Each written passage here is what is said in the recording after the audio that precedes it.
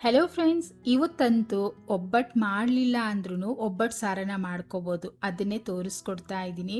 ರುಚಿಗೇನು ಕಡಿಮೆ ಇಲ್ಲ, same to same ಒಬ್ಬಟ್ಟು ಸಾರಿನ ಥರನೇ ಇರುತ್ತೆ. ಒಂದ್ಸಲ ಮಾಡ್ಕೊಂಡು ನೋಡಿ, ನೀವು ವಾರದಲ್ಲಿ ಒಂದ್ಸಲನಾದರೂ ಮಾಡ್ತಾ ಇರ್ತೀರಾ, ಅಷ್ಟು ಚೆನ್ನಾಗಿರುತ್ತೆ. ಮೊದಲು ಒಂದು ಪ್ಯಾನ್ ಬಿಸಿ ಮಾಡಿಕೊಂಡು 2 ಟೀ ಸ್ಪೂನಷ್ಟು ತುಪ್ಪನ ಹಾಕ್ಕೋಬೇಕು.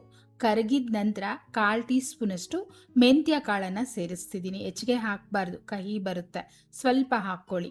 ಅರ್ಧ ಟೀ ಸ್ಪೂನ್ ಜೀರಿಗೆ, ಅರ್ಧ ಟೀ ಸ್ಪೂನ್ ಸಾಸಿವೆ ಸಿಡಿಬೇಕು, ಆದರೆ ಸಿದಿಸ್ಬಾರ್ದು. ಆ ರೀತಿ ಸ್ಟವನ್ನು ಸಿಮ್ಮಲ್ಲಿ ಇಟ್ಕೊಂಡು ಫ್ರೈ ಮಾಡ್ಕೊಳ್ಳಿ. ಈ ಥರ ಫ್ರೈ ಆಯ್ತಲ್ವಾ, ಈಗ 5 ಬ್ಯಾಡಗೆ ಮೆಣಸಿನ್ಕಾಯನ್ನ ಸೇರಿಸ್ತಾ ಇದ್ದೀನಿ. ನೀವು ಖಾರ ಕಡಿಮೆ ತಿನ್ನೋರಾದರೆ ಒಣಮೆಣಸಿನ್ಕಾಯಿ ಹಾಕಬೇಡಿ, ಬ್ಯಾಡಗೆ ಮೆಣಸಿನ್ಕಾಯಿ ಸಾಕಾಗುತ್ತೆ. ಖಾರ ಸ್ವಲ್ಪ ಬೇಕು ಅಂದರೆ 1-2 ಅಥವಾ 3 ಒಣಮೆಣಸಿನ್ಕಾಯನ್ನ ಸೇರಿಸ್ಕೋಬೋದು.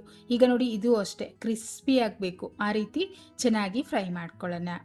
ನೋಡಿದ್ರಲ್ಲ, ಈ ರೀತಿ ಕಲರ್ ಚೇಂಜ್ ಆದ ನಂತರ ಸ್ಟವ್ ಆಫ್ ಮಾಡಿ ಪೂರ್ತಿ ತಣ್ಣಗಾದ್ಮೇಲೆ ನಾವು ಮಿಕ್ಸಿ ಜಾರಲ್ಲಿ ಸೇರಿಸ್ಕೋಬೇಕು. ಒಲ್ಕಲಲ್ಲಿ ರುಬ್ಕೊಂಡ್ರೆ ರುಚಿ ಇನ್ನೂ ಚೆನ್ನಾಗಿರುತ್ತೆ. ಪೂರ್ತಿ ಸೇರಿಸಿದ ನಂತರ ಮೊದಲು ನೀರು ಹಾಕ್ದಿರ ರುಬ್ಕೊಳ್ಳಿ, ನಂತರ ನೀರನ್ನು ಸೇರಿಸ್ಕೊಳ್ಳಿ. ಮೆಣಸಿನ್ಕಾಯಿ ಸ್ವಲ್ಪ ದೊಡ್ಡದಿದೆ ಅಲ್ವಾ, ಬ್ಲೇಡ್ಗೆ ಸಿಗೋದಿಲ್ಲ, ಅದಕ್ಕೆ ಕಟ್ ಮಾಡಿ ನಾನು ಹಾಕ್ಕೊಂಡು ಮೆತ್ತಗೆ ರುಬ್ಕೊಳ್ತೀನಿ. ನೋಡಿ, ನಾನು ತೋರಿಸ್ತೀನಿ. ಈಗ ಈ ರೀತಿ ತರ್ತರಿಯಾಗಿ ನಾವು ರುಬ್ಬಿಟ್ಕೊಂಡ್ರು ಸಾಕು. ಇದರಲ್ಲೇ ಒಂದು ಗೋಲಿ ಗಾತ್ರದಷ್ಟು ಹುಣಸೆ ಹುಳಿನ ನೆನೆಸಿಟ್ಟಿದ್ದೀನಿ, ಅದನ್ನ ನೀರಿನ ಸಮೇತ ಹಾಕೊಳ್ತಾ ಇದ್ದೀನಿ. ಈಗ ನಾವು ಮೆತ್ತಗೆ ರುಬ್ಕೋಬೇಕು, ಗಂಧ ಬರುತ್ತಲ್ವಾ, ಆ ರೀತಿ ರುಬ್ಕೋಬೇಕು. ಅಷ್ಟರಲ್ಲಿ ನಾನು 30 ಗ್ರಾಮಷ್ಟು ತೊಗರಿಬೇಳೆನ ಅರಿಶಿನ ಮತ್ತು ಎಣ್ಣೆ ಹಾಕಿ ಚೆನ್ನಾಗಿ ಮೆತ್ತಗೆ ಬೇಯಿಸ್ಕೊಂಡಿದ್ದೀನಿ. ಬೇಳೆ ಕಟ್ಟು ಚೆನ್ನಾಗಿ ಬಂತು ಅಂದರೆ ಸಾರು ತುಂಬ ರುಚಿಯಾಗಿ ಬರುತ್ತೆ. ಅದರಿಂದ ಈ ಥರ ಮೆತ್ತಗೆ ಬೇಯಿಸ್ಕೊಂಬಿಡಿ. ಇದರಲ್ಲಿ ನಾವು ರುಬ್ಬಿಟ್ಕೊಂಡಿದ್ವಲ್ಲ, ಆ ಮಸಾಲನ ಮೊದಲು ಸೇರಿಸ್ಕೊಂಬಿಡೋಣ. ಹಾಗೆಯೇ ಎಷ್ಟು ನೀರು ಬೇಕೋ ನೋಡಿಕೊಂಡು ಅಷ್ಟು ನೀರನ್ನು ಹಾಕ್ಕೋಬೇಕು. ಅಂದರೆ ಮಿಕ್ಸಿ ಜಾರಲ್ಲೇ ಹಾಕಿ ನೀಟಾಗಿ ತೊಳೆದು ನಾನು 1 ಗ್ಲಾಸಷ್ಟು ನೀರನ್ನು ಹಾಕ್ಕೊಳ್ತಾ ಇದ್ದೀನಿ. ಬೇಳೆ ಒಬ್ಬಟ್ಟಿನ ಸಾರು ಯಾವ ರೀತಿ ಇರಬೇಕು ಅಂದರೆ, ನಮಗೆ ಈ ಬೇಳೆ ರಸಂ ಬರುತ್ತಲ್ವ, ಆ ಥಿಕ್ನೆಸ್ಗಿದ್ರೆ ಚೆನ್ನಾಗಿರುತ್ತೆ. ಬೆಲ್ಲ ಸ್ವಲ್ಪ ಹಾಕ್ತಾ ಇದ್ದೀನಿ. ಅಂದರೆ ಒಬ್ಬಟ್ಟಿನ ಸಾರಿಗಾದರೆ ನಾವು ಪಾಕ ತೆಗೆದುಬಿಟ್ಟು ಆ ಹೂರ್ಣನ ಹಾಕ್ತೀವಲ್ಲ, ಅದ್ರ ಬದಲಾಗಿ ನಾನು ಬೆಲ್ಲನ ಹಾಕ್ಕೊಂಡಿದ್ದೀನಿ. ರುಚಿಗೆ ತಕ್ಕಷ್ಟು ಉಪ್ಪು ಮತ್ತು ಎಳೆಯದಾಗಿರೋಂಥ ಹಸಿ ಕರಿಬೇವನ್ನು ಕಡ್ಡಿ ಸಮೇತ ಹಾಕ್ಕೋಬೇಕು. ಹಾಕ್ಬಿಟ್ಟು ಚೆನ್ನಾಗಿ ಮಿಕ್ಸ್ ಮಾಡಿ ರುಚಿ ನೋಡ್ಕೊಳ್ಳಿ. ಉಪ್ಪು, ಹುಳಿ, ಖಾರ ಏನೇ ಕಡಿಮೆ ಇತ್ತು ಅಂದರೂ ನೀವು ಈ ಜಾಗದಲ್ಲಿ ಸೇರಿಸ್ಕೋಬೋದು.